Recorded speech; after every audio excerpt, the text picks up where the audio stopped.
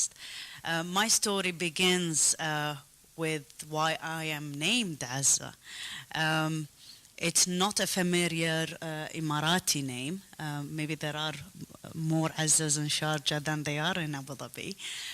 It's definitely more associated to more Egyptians than Emiratis. And everybody would see me and go, "Ah, your mother is Egyptian." I was like, "No, my mother is not."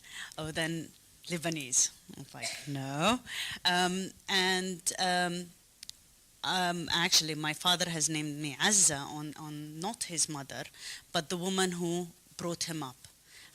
The woman that he grew up around, that took care of him when his mother went with his father in different parts of Abu Dhabi. Desert and the seafront, and I don't know exactly, the details of it, but he said I was always left with Azza, and she was the strongest woman within the tribe. She was married to, she is not a Qubbaisi, she's a Amri, but she's married to a Qubbaisi. So this is, so he used to really tell me how strong this woman was and how important she was in his life.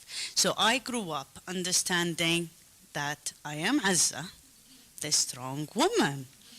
I have, opinion, and he built that in me indirectly, so I can say no when I want to. And I am the eldest of 8. We're 5 girls and 3 boys. My dad, at my time, I keep telling him, "Oh, you were so strict with us, with the others."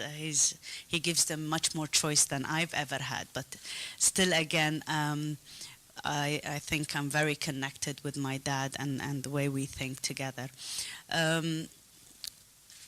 When I finished high school, well, I went through the issue of O-level because I wanted to quickly go into HCT. At that time, it was 94, and I wanted to get married. I wanted to wear that white dress, but nothing happened like I planned. So I went into actually HCT after finishing my O-level. I was not able to do it in the same school I was in for most of my life, because they told me you're a local, so you can't do O-level. You're not clever enough. So I didn't like that, and I didn't like anybody to tell me anything like that. So I went to another school, which was Canadian.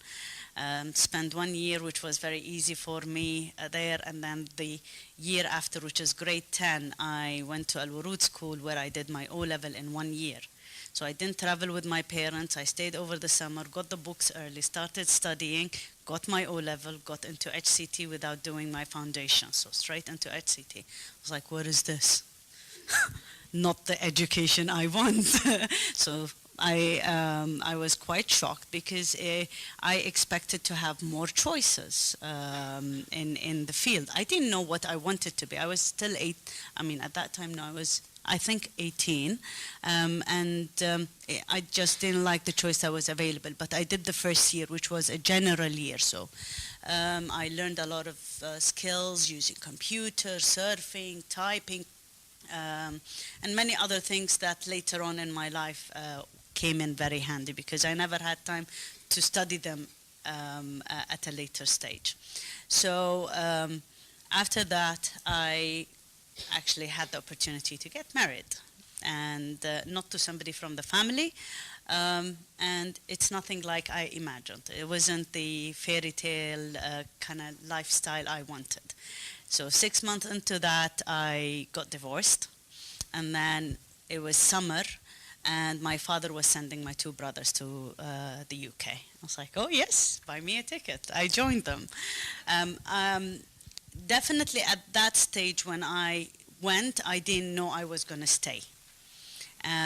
But over the summer there, I was in Oxford with both my brothers. I realized I wanted to actually stay and continue, so I started searching and finding out what universities, what are the different fields available. But I had O-level. That wasn't good for me there. I had to get an A level. So I said, okay, I use it. I start in the summer, I do my A level. So what choices did I have? I was good in math, biology. I took those two, and then I took art. I've always loved art. I always loved to paint and draw, but I never thought of it as a career, or even at that stage, it definitely did not pass by my mind because I never knew any artist in the country or even there. I used to go to museums with my parents over the summer, but again, it's not something that would come in my mind directly. So I started, I started my A level, started getting introduced to all the different art forms, going to museum, and I realized I actually found a new language. I wasn't learning how to speak a new language as French or something else. I found art to be a new language for me. I felt happy. I felt it was the door that I never knew existed. I felt I was doing something that actually inside of me made me a happier and a much, happier inside and happier outside, like career-wise, thinking, oh, I can be an artist and go back to my country and people will love what I do as an artist. I was thinking too positive at that time. But that really helped a lot in getting me through the first few years and living there, because my brothers went and moved to Malaysia, and I stayed there alone. I moved to London because I was accepted to do the foundation course in Chelsea College of Art and Design, and there I had a friend for the rest of the period of 4 years. She's Lebanese, and she played a big part again in my life, because it wasn't easy for me to actually adapt and be alone and do everything myself, but she made it easier because she was the constant friend that was around me.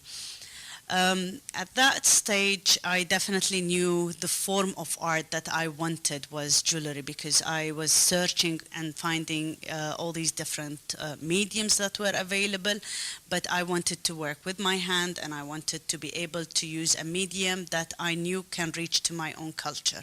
And I was like, what better than jewelry as an art form? And I thought, well, everybody in my country wears jewelry every day and changes and buys, and I was a jewelry person. I used to wear 4 or 5 rings in my hand. I'm not anymore. I don't wear jewelry. I'm a jeweler, but I don't wear a lot of my jewelry, especially now. I'm a new mother. I've gained weight, and most of my rings don't fit me, so I don't wear them. Trying to lose the weight at present. So at that stage, I decided, well, this major will be the best for me. I took jewelry. I did the BA for 3 years. But there was a point where I need to share the fact why my dad actually agreed for me to stay and actually not study something, because I wanted to study something related to the environment in general. I loved issues of sustainability and other things.